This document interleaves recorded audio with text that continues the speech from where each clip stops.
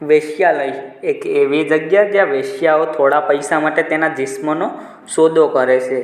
એક એવી જગ્યા જેનું નામ લેવામાં પણ આપણો સમાજ કતરાય છે. એક એવી જગ્યા જેને આપણા સમાજ સૌથી ખરાબ જગ્યામાંનો એક માને છે.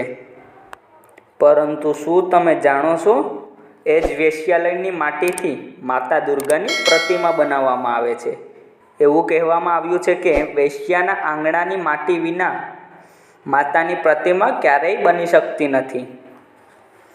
દોસ્તો, આની પાછળ એક ખૂબ જૂની વાર્તા પ્રચલિત છે.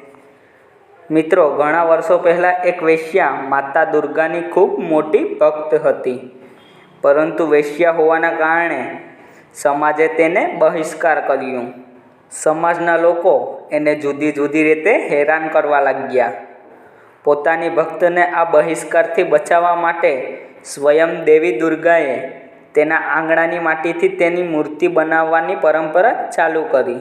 દેવીએ એ પણ કહ્યું કે વેશ્યાના આંગણાની માટી સિવાય મારી પ્રતિમા ક્યારેય પૂરી નહીં થાય.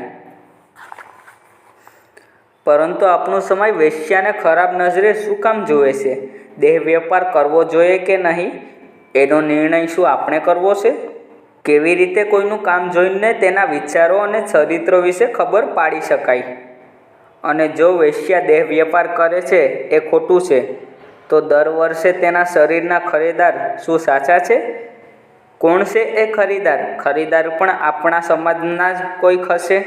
અને જો આપણો સમાજ વેશ્યાવૃત્તિ કરનારી સ્ત્રીને નથી અપનાવી શકતો, તો એ જ વેશ્યાના જિસ્મ ખરીદાર આપણા સમાજમાં કેવી રીતે રહે છે? તમે તમારા વિચારો કમેન્ટમાં જરૂર કહેજો. જો મિત્રો તમને પણ આવા રોચક વિડીયો જોવા પસંદ હોય તો મારી ચેનલને સબસ્ક્રાઈબ કરવાનું ના ભૂલતા. ધન્યવાદ.